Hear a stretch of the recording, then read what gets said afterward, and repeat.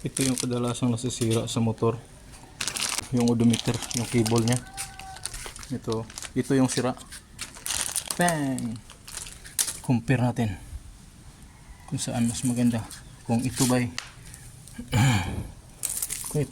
parehas. Yan, iba ang dito, pero try natin kung mapwede. I-try natin.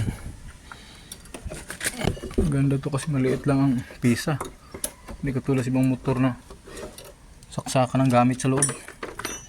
Dito pagbukas mo pa lang may yan.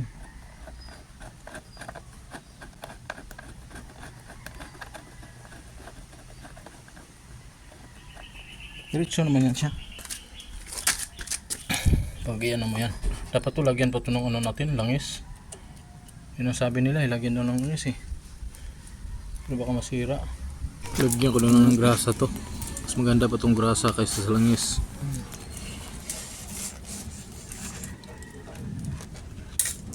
Lalagay ko dito sa dulo, at kapag itinutusok ko ito, unti-unti ito siyang malalagyan. Yan o, yan. Tagal.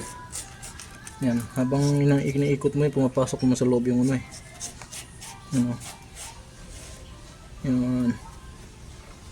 And then yung ito, grasahan din natin to.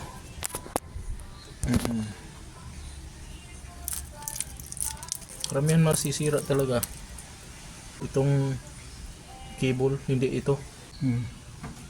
Sakto pa yan, sakto kaya. Saktong sakto.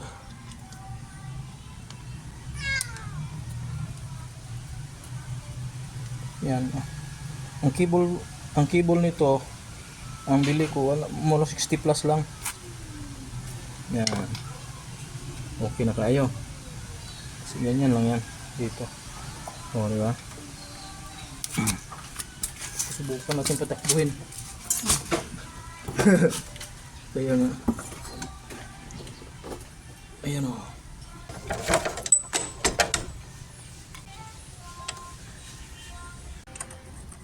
Yan na. Karamihan ito ninanakaw lalo na pag mahamahalin lagay mo, nananakaw yan. Ito hindi pa ito masyado fix pero okay lang. Mamaya itong subukan natin. Sampulan muna natin. A few moments later. Yan, gumagalaw na. Ang bilis. Gana na. Hindi ba?